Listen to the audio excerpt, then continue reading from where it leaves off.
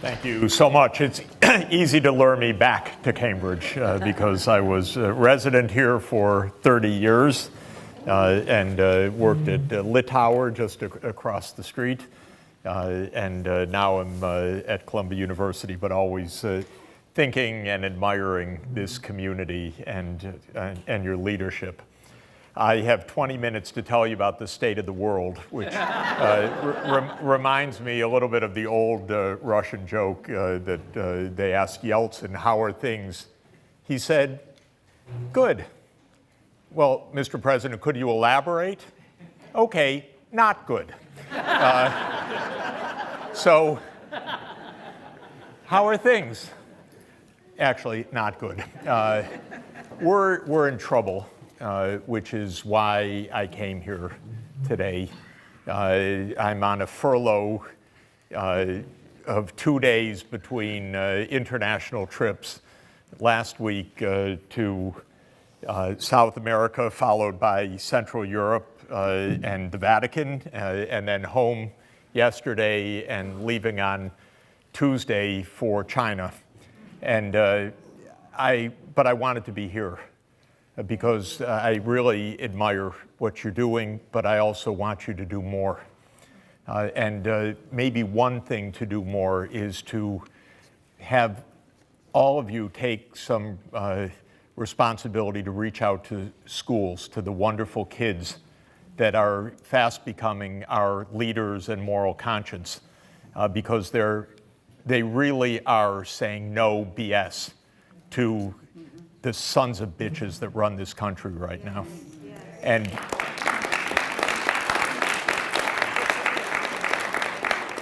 we really need their voices, and we need the energy. And I wish I could tell you, okay, things are on the upswing and everything's going to be fine, but everything is in the balance right now. We have, probably for the first time in our history, maybe second or third time, but not more than that, a mentally ill president. He is clinically mad. He is a delusional narcissist, megalomaniac, unstable, and can absolutely destroy this planet. And we cannot just hope. We have to take every step to face this reality. It's not been this bad in modern history. And it's very dangerous because he is obviously not in control of his own mentation. He is not in control of reality. And because of the corrupt Congress that we have, no one stands up.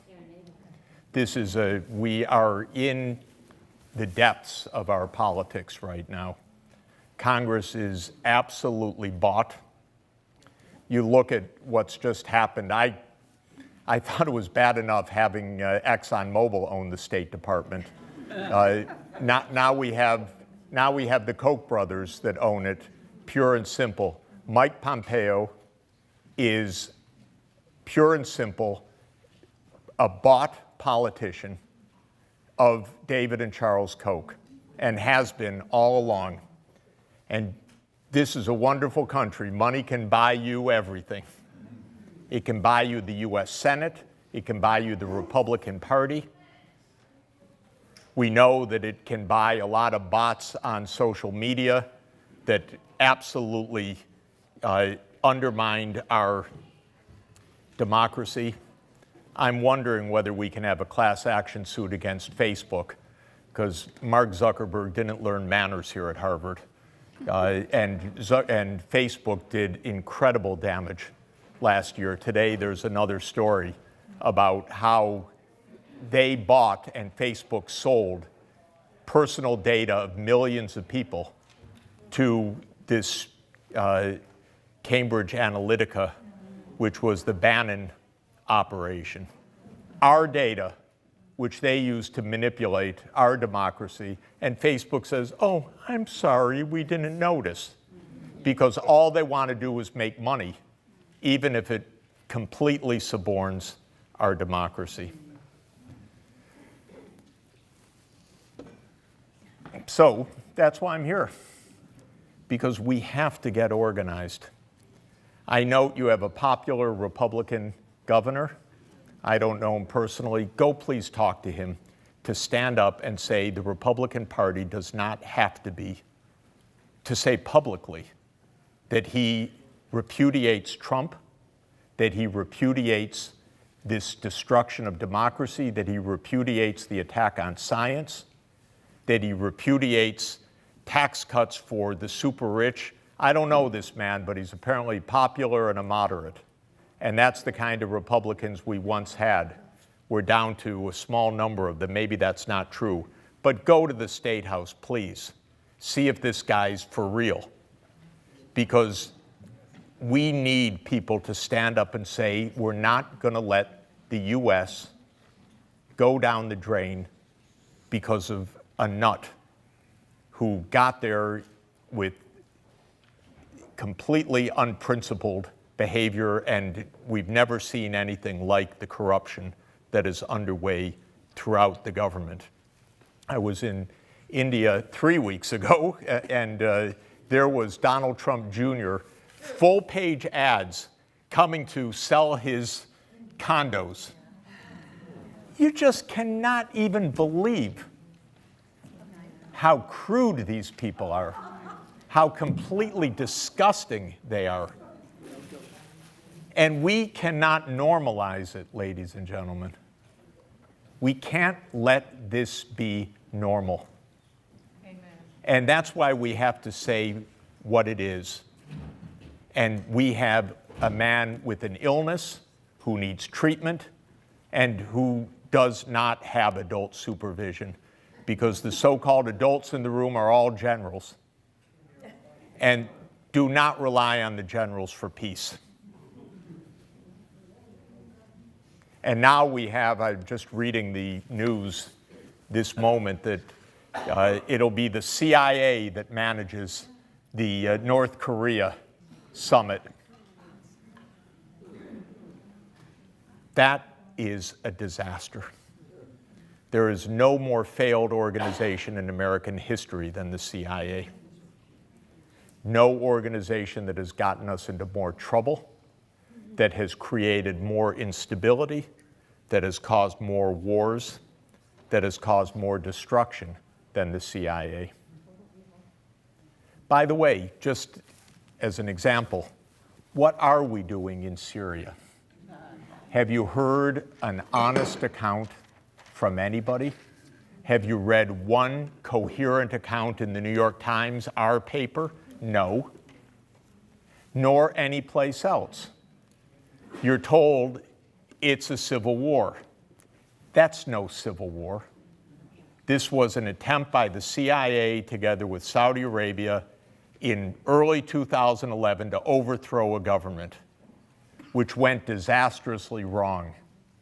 Because lo and behold, that government had friends, Russia and Iran.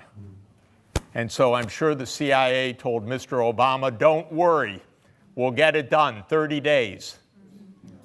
And we are now 7 years later, 500,000 people dead, 10 million people displaced, and we still don't have an honest accounting of what happened. And we're still told lies. And the Pentagon says, we're just going to keep troops in Syria. Did the Syrians ask? Is that consistent with the UN Charter? Of course not. Did the Congress vote on it? Of course not. Do we have a functioning democracy in our country? No, we don't. We have the facsimile of one.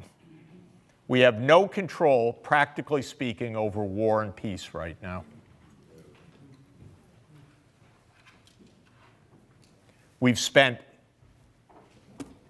probably about $6 trillion on the wars in Afghanistan, Iraq, and Syria. No accounting. Even for a macroeconomist like me, that's some change. That's not small stuff. We could have had our kids in decent schools. We could have ended the student debt on a whole generation of young people.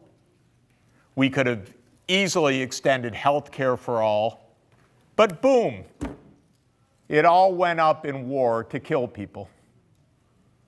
Trillions of dollars completely unaccounted.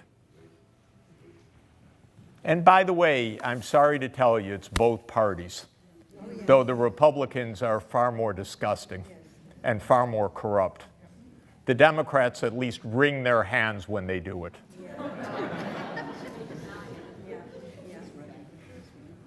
Obama led us into war after war, kept the wars going, kept the troops in Afghanistan, entered the war in Syria, never explained to the American people, never told us about his presidential directives to the CIA, ordering the CIA to partner with Saudi Arabia to overthrow the Assad regime. You haven't heard it till this day. We just haven't had a proper accounting to this day. NATO overthrowing Gaddafi, opening up civil war in Libya, all of this creating massive refugee movements that have destabilized Europe. It's both parties, though, as I say, the current situation is beyond anything we've seen. And the American people do not understand, unfortunately. And it's so hard to find the truth. And it's so hard to get a clear accounting. And this is done in our name. Fundamentally, we're stuck on a very bad, stupid idea, which has been part of our country's idea for a long time. And that is that we are somehow ordained to run the show globally. And that we're the unrivaled power, and that we're the kindly nation, and so we create Pax Americana, except unfortunately it's P-O-X, not P-A-X. Where's the peace? We're in nonstop war. We're still in war in Afghanistan, in Iraq, in Syria, in Libya, all across Africa. The hotels in Africa and see U.S. troops there saying, whoa, that's interesting. What are you doing here? Well, we're on a mission. And the drones are flying, and we have no accountability at all. We have no sense. The Constitution says that it is Congress that has the power to declare war. We have no declarations of war. We have no oversight. And it's both parties that are terrified of responsibility. And shame. I was in a Washington meeting last month, and there came Nancy Pelosi, and she said, of course, we need to make sure they don't squeeze the domestic budget, but we agree that we're going to increase the defense budget because we have to stand with our young men and women in uniform. You want to stand with them? Bring them home.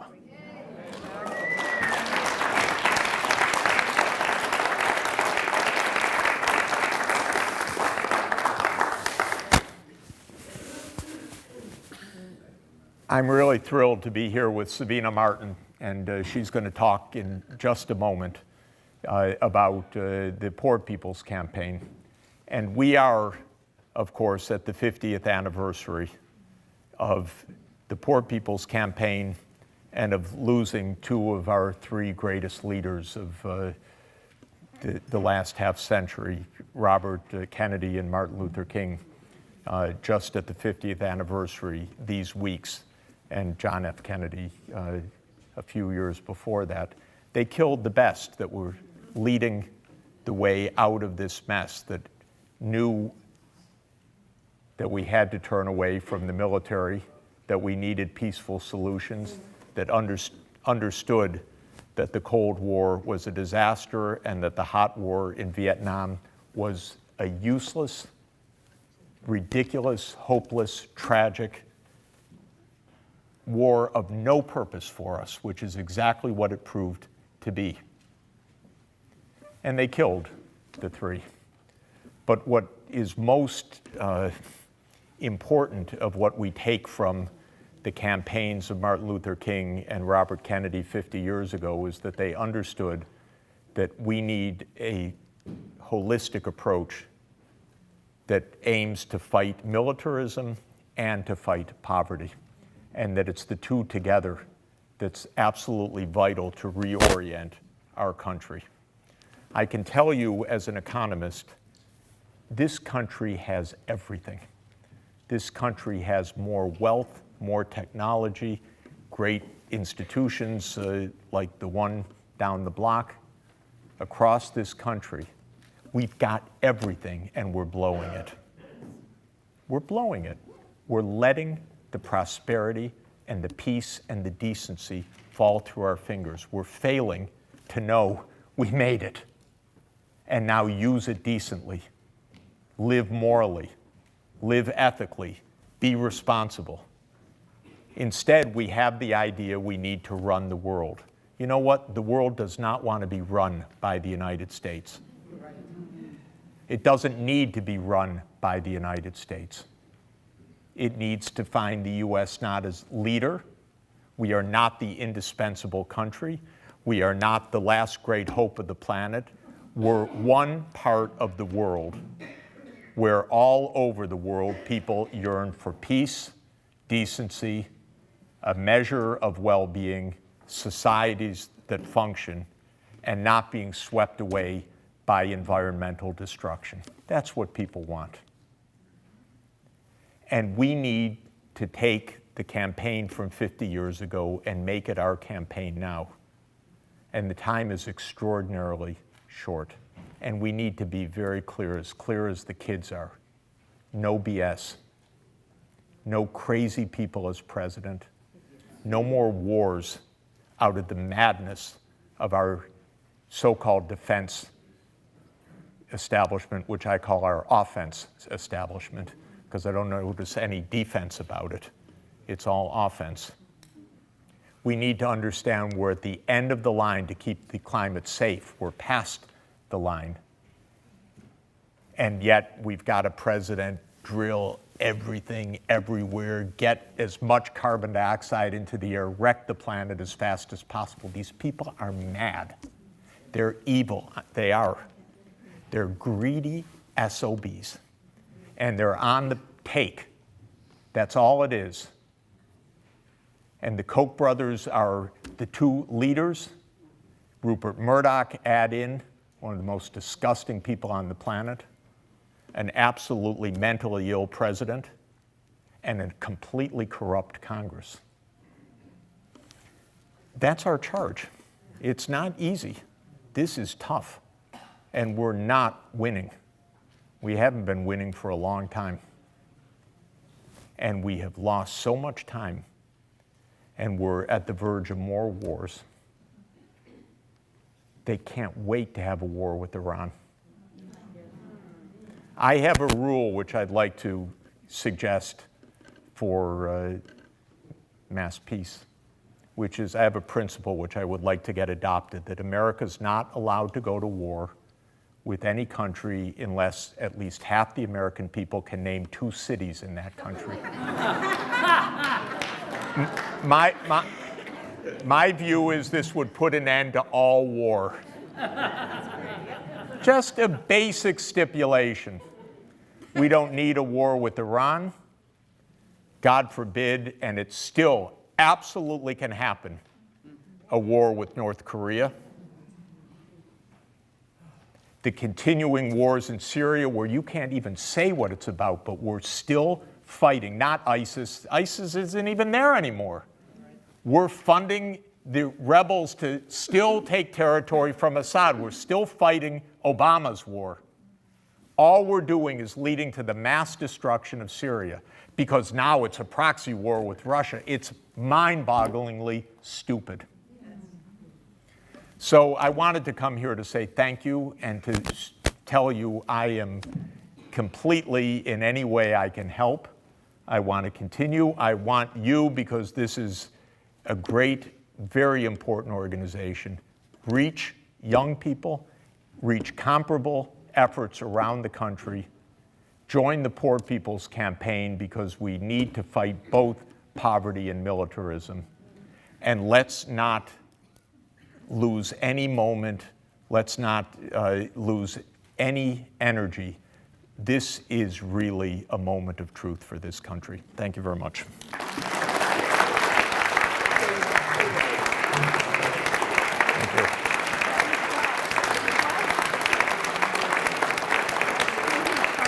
Our students are on vacation this week. The floor is open for some continued discussion. Oh, good. Great. Please. I listened. Stand up. Hi, I'm Tom Answer. Tommy. I listened to what you say, and actually I delight in reading what you write in the Global periodically.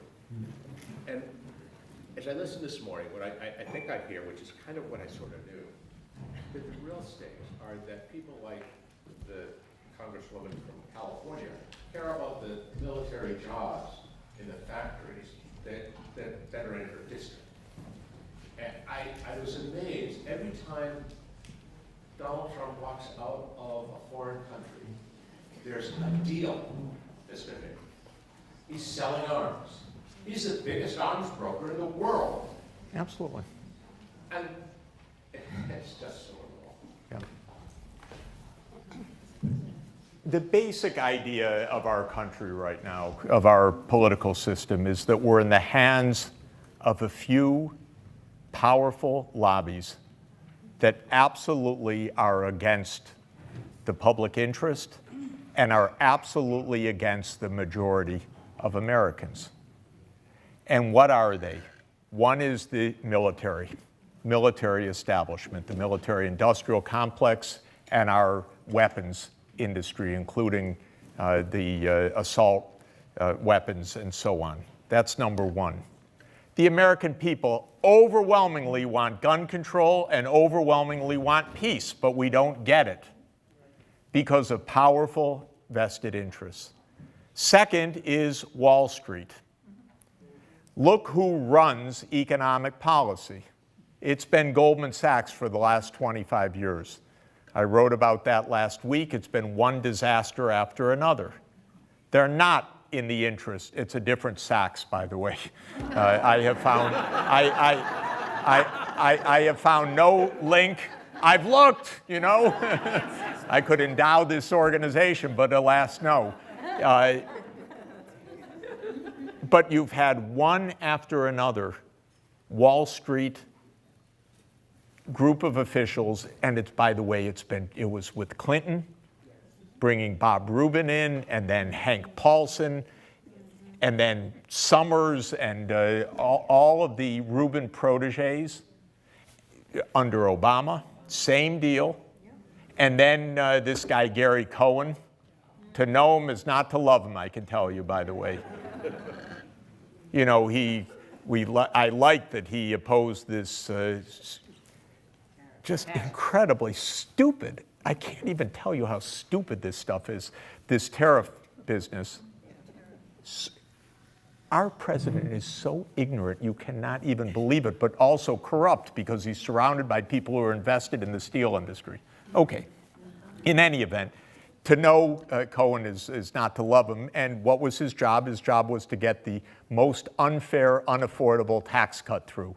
So good riddance, but let's watch who comes next from Wall Street. So that's number two. Third is big oil. Because big oil is out to wreck this planet for another few years of profits. It's unbelievable. Do these people not have children or grandchildren or family? What the hell are they thinking?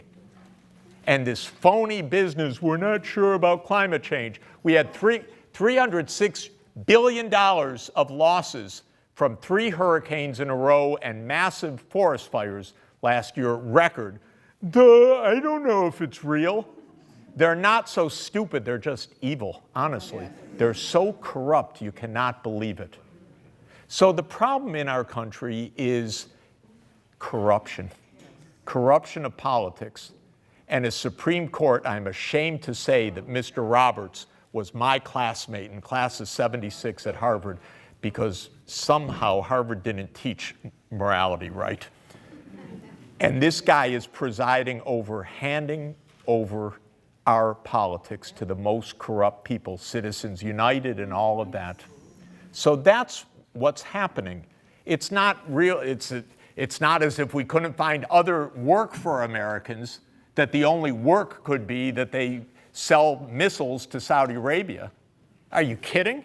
We got plenty of things to do in this country. How about building renewable energy and making our energy system safe? So there's no shortage of good things to do, but our politics are in the hands of powerful lobbies, and the corruption and the money flowing is absolutely unbelievable.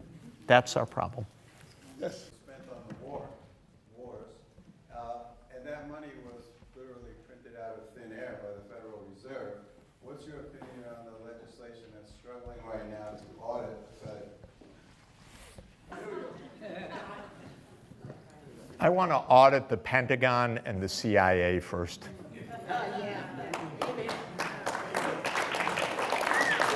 And I really want to have an inquest about Syria. Yes. Because we've been at war for 7 years and it's all lies. And I've gone over to the New York Times several times, said, how about telling the truth? They're just not interested. And so we really need a public inquest. What the hell are we doing there? When did we start? What did Obama order? What has Trump ordered? What's the CIA doing? What's the point? How do you have the Pentagon deciding who stays and who doesn't in someone else's country? Let's have an inquest. What your meeting in Vatican was about. Yeah.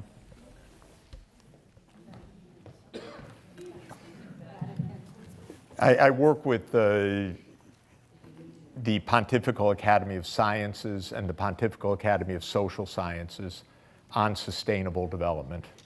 Pope Francis is our greatest moral leader in the world on sustainable development. If you haven't had a chance to read his encyclical Laudato Si, it's a wonderful, inspiring, important document. So I go to the Vatican every couple of months, and we had meetings this time about the ethics of artificial intelligence. We had meetings about how to crack down on human trafficking and what kinds of techniques could be used for that. And we had the release of this year's World Happiness Report, which I co-edit every year. And the news there is, as usual, if you want to find happy countries, look to Scandinavia, look to the Nordic countries. Number one this year is Finland, followed by Norway, then Denmark, then Iceland. They are decent, peaceful, they tax like hell. And then they use the revenues to provide health care for all, quality education, free higher education, family leave, parental leave, sick pay for all, vacations for all. My word, that is what prosperity is about. That everybody can live decently. The United States fell from 14th place to 18th place. And I have an article which you could look at. You just have to type in World Happiness Report 2018. And I have an article about one of the major reasons why our happiness is falling, though our GNP is rising, is that we have 3 rip-roaring epidemics in this country, as you know.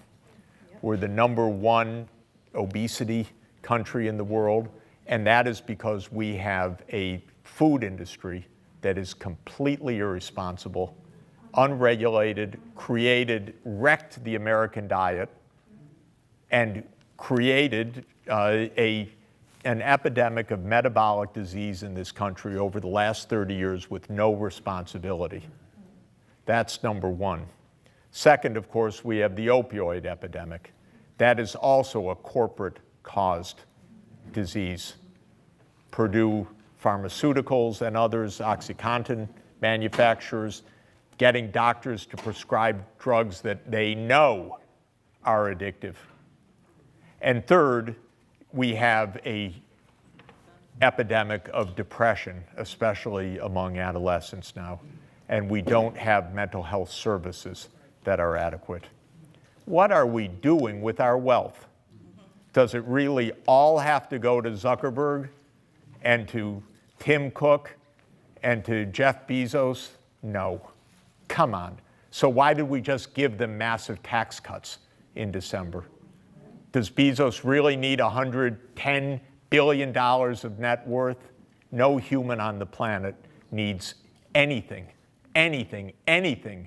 remotely like that. And yet we're just handing it over to them as our country is rich beyond belief and unfair more and more, and suffering for problems that are absolutely solvable, and we just stopped trying because of the corruption, because our politics are broken, our Congress is broken, and our president is mentally ill. It's not a good, happy situation.